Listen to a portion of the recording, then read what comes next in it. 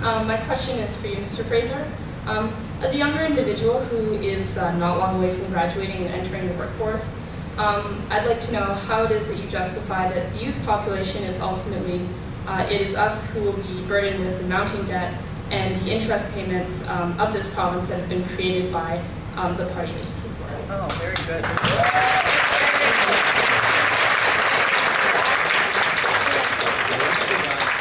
In 2003, when our government took power, we inherited a $6 billion deficit. We got more now. $6 billion deficit. We balanced the budget, and then in 2008, there came a global economic calamity. And every government, provincial government, Stephen Harper and the federal government, and Larry O'Brien and the city government borrowed billions of dollars to invest in infrastructure and those services that people depend on, like post-secondary education, like high schools. And then, what's happening now is we have a 5-year plan to get to 2017, 2018, balance our budget in a prudent way that protects services at the same time as balancing our budget. And we beat our targets for 5 years.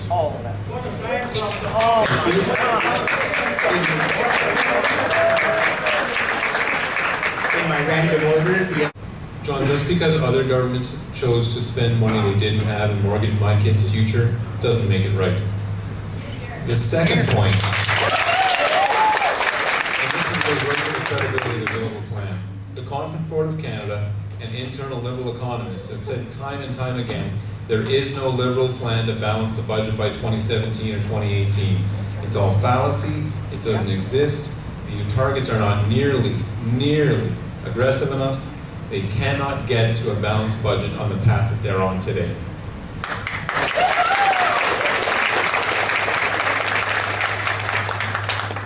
Well, a lot of people might remember that I was called Ottawa's interest rate protester. I'm the guy who took the governor of the Bank of Canada to the Supreme Court to abolish interest rates.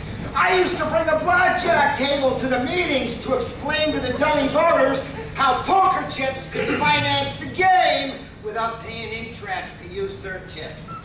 30 years later, your governments are still using their chips and taxing you to pay them interest. Suckers! And you wonder why there's no money left. Bankers take the first cut, and then you get the rest. And then you wonder, where's all the money? Hey, they got the first cut. Stop it.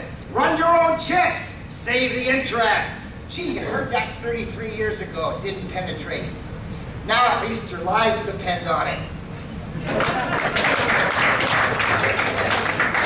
Next on the random list, Ms. Funicello, please. Thank you.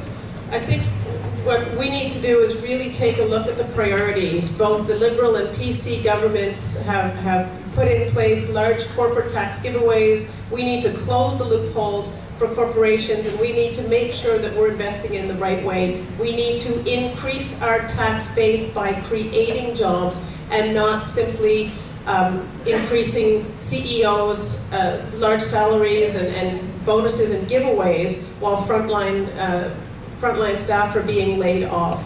We are committed to finding ways that allows people to have access to the services they need. And as a historical point of interest, it should be known that NDP governments across the country historically have a better rate of balancing budgets than any other political party, and that is something we are committed to.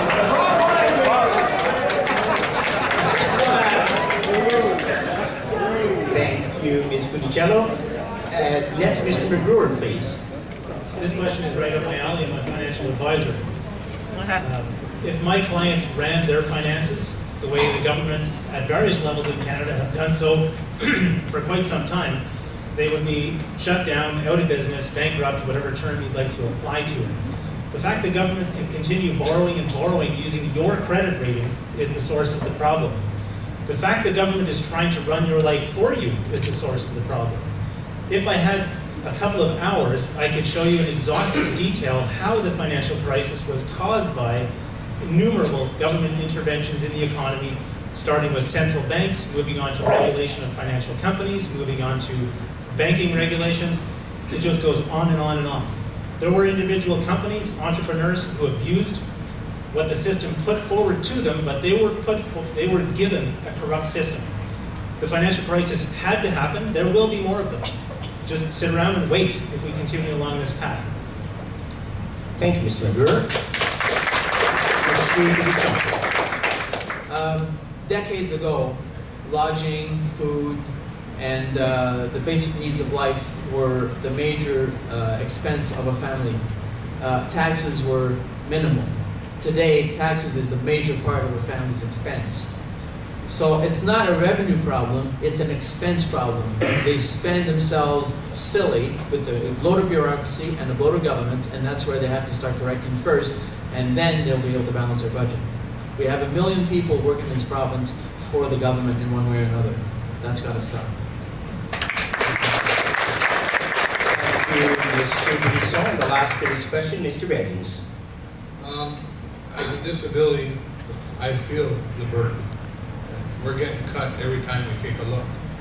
Last provincial budget, we got cut in last year's budget. We got cut in certain programs that help us to improve our lives.